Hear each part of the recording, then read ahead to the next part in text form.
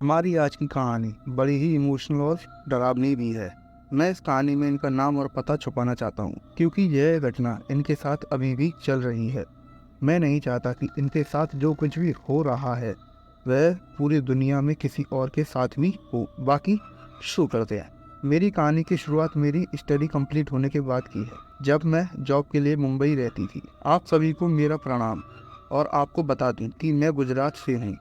आज मैं अपने साथ बीत रही उस घटना के बारे में बताना चाहती हूँ जिसको मैं अब तक झेल पा रही हूँ। और तो और मैं बचूं या नहीं यह तो मुझे नहीं मालूम, मगर मेरे साथ अब तक जो कुछ भी हुआ वह मैं आप सबको इस कहानी के माध्यम से बताना चाहती हूँ। खैर, सबसे पहले मैं अपने परिवार के बारे में आपको बताती हूँ।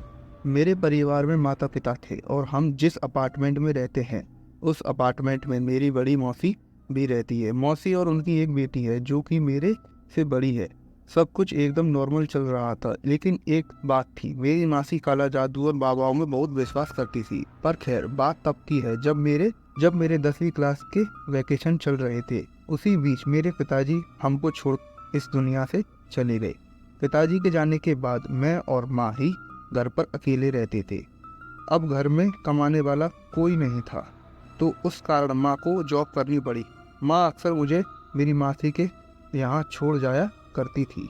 बस एक यही वजह कि उनको मेरी चिंता कम रहती थी। वैसे उनके घर में मेरा भी मन लग रहा था, क्योंकि वहाँ पर उनकी बेटी जो कि मेरी दीदी थी, मैं उनके साथ काफ़ी वक्त बिताती थी। धीरे धीरे छुट्टियाँ ख़त्म होने के बाद मेरे स्कूल चालू हो गए।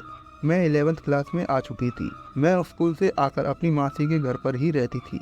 एक दिन की बात है, मासी के घर पर मैं और दीदी ही थे। उस दिन उनके बॉयफ्रेंड का कॉल आया। वह बात कर रही थी और बात करते करते ना जाने कब उनके बीच में कहा सुनी हो गई, जिसके बाद से दीदी बहुत परेशान रहने लगी। वह बात क्या है वह तो मुझे नहीं पता, लेकिन इसके ठीक 4 या 5 दिन के बाद दीदी ने सुसाइड कर लिया। यह बात बहुत हैरान कर देने वाली थी।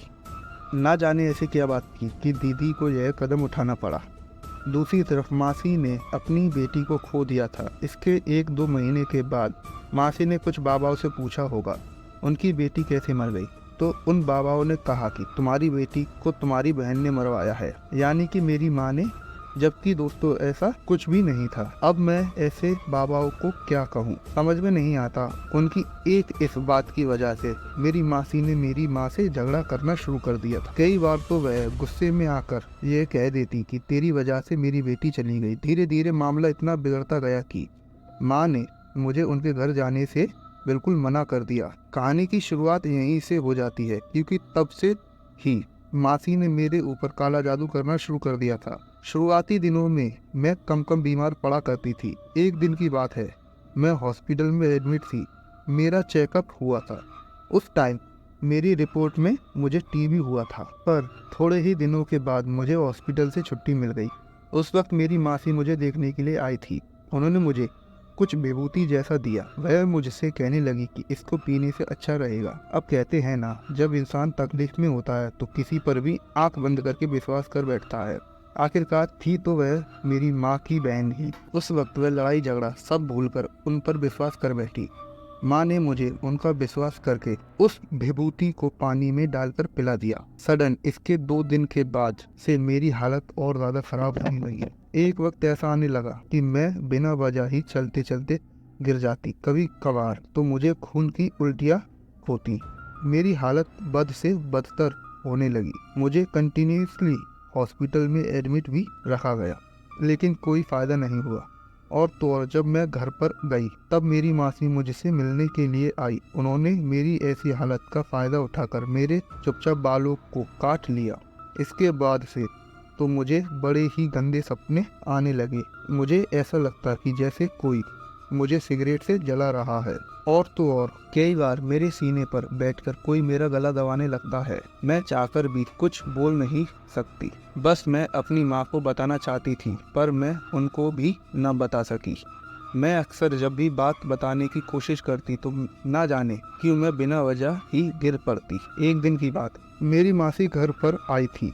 उस दिन अचानक मेरे हाथ से खून निकलने लगा। उस वक्त मेरी माँ ने देखा कि मासी ने उस ब्लड को उंगली से उठाकर उसको चाट लिया था। बस एक वही दिन था जिसके बाद मेरी माँ को मासी पर शक होने लगा। माँ ने मासी से पूछा कि अभी तूने मेरी बेटी के साथ क्या किया।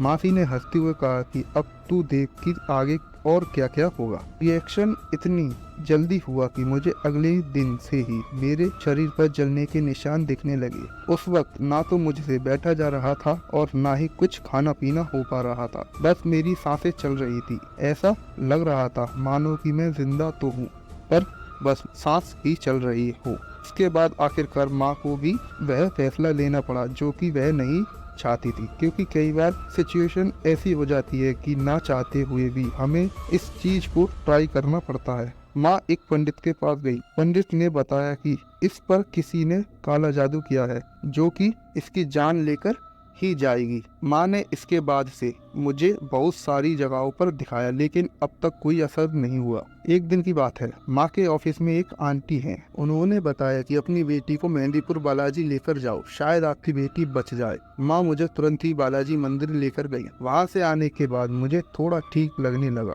उस मंदिर की बहुत मान्यता है। कहते हैं कि अच्छे से अच्छे बीमार आदमी भी वहाँ पर जाकर ठीक हो जाता है, और हुआ भी कुछ ऐसा ही। क्योंकि इसके बाद से मासी जो कुछ भी मेरे ऊपर करती वो उल्टा उन्हीं पर होता था।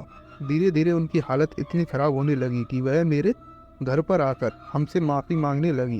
कहने लगी कि तेरी बेटी की जो हालत है वह मैंने ही करी थी। मैंने तेरी बेटी के नाम का एक पुतला घर पर बनाया था। मैं उसके ऊपर जो कुछ भी करती वही तेरी बेटी के साथ होता था। मैंने अक्सर तेरी बेटी को जलाया और उसका खून भी बहुत पिया है। मैंने उसे हर एक तकलीफ पहुंचाई है। अब आप समझ ही सकते हो, जब इंसान खुद दुख को भोगता है तभी जाकर उसे अपना आईने पर सही चेहरा दिखाई देता है। उस वक्त उनकी आंखों में आंसू थे, लेकिन दूसरी तरफ मेरी माँ बहुत गुस्से में थी। उन्होंने तुरंत ही मासी से कहा कि तूने ऐसा क्यों किया, और तूने मुझसे कहा था कि यह सब तेरी वजह से हुआ है, तो एक बार सोचकर तो देखती। मैं तेरी बहन हूँ, और तो और हम दोनों में ऐसा क्या अंतर है जिसके कारण मैं तुझसे जलूं। अगर तुझे इतनी जलन थी तो तू मुझसे लड़ाई कर सकती थी, गाली दे सकती थी। बस मुझे इतना बता, तुझे ऐसा करके क्या मिला, क्या पाया तूने उस वक्त। माहौल बहुत इमोशनल हो चुका था। मासी ने मेरी माँ से बहुत माफिया मांगी और कहा कि अब से तेरी बेटी मेरी बेटी है। माँ ने भी उनको माफ कर दिया था। लेकिन कहानी में सस्पेंस यह आता है कि हमें नहीं पता था कि वह यह सब झूठ बोल रही हैं। यह सब होने के बाद मासी हमसे अच्छे से बात करती थी, लेकिन अभी कुछ एक महीने के बाद से फिर से मेरे साथ यह सब शुरू हो गया। मैं एक महीने में 2 बार सर के बल जमीन पर गिर गई। बहुत खून निकलता है। मेरी ऐसी हालत देखकर माँ सब कुछ समझ चुकी थी कि कहीं ना कहीं मासी ने फिर से कुछ ना कुछ शुरू कर दिया है। और तो और मासी ने इस बार बहुत ही तेज काला जादू किया था। यकीन मानिए, मेरे शरीर में से कहीं ना कहीं से खून आता ही रहता है और मेरी तबीयत भी अब ठीक नहीं रहती। पंडित जी को दिखाने के बाद पता चला कि उन्होंने मेरे ऊपर 7 जिन को छोड़ा है। मासी जो कुछ भी कहती हैं वह लोग वैसा ही करते हैं। मेरे शरीर पर कम से कम 30 से 40 सिगरेट जलाने के निशान है। थक कर मेरी माँ ने मासी से खुद जाकर माफी मांगी। कहा कि मेरी बेटी को छोड़ दे, वह बहुत कुछ सह रही है सिर्फ तेरी वजह से। मासी माँ की बात मानने को तैयार नहीं है। कहती हैं कि तेरी बेटी को मारकर मुझे सिद्धि प्राप्त होगी। नहीं मालूम कि ना जाने मैं कब ठीक होंगी या कब मेरी मौत हो जाएगी। मैं बस भगवान से इतना कहती हूँ कि मुझे जल्दी से अच्छा कर दे या फिर मुझे अपने पास बुला ले। सच कहूँ तो अब मैं यह सब सहन नहीं कर सकती। मुझे बस एक ही सीख मिली, कोई कितना भी अपना क्यों ना हो, पहले वह अपना ही दिखता है। मासी का दूसरा नाम होता है माँ। पर अब मैं बस यही दुआ करती हूँ कि मैं जल्दी से ठीक हो जाऊँ या फिर मैं मर जाऊँ। मैं अभी भी हॉस्पिटल में एडमिट हूँ। मैं अब तक यह सब कुछ झेल रही हूँ। शायद इस कहानी को सुनने के लिए मैं जिंदा भी रहूँगी या नहीं मालूम।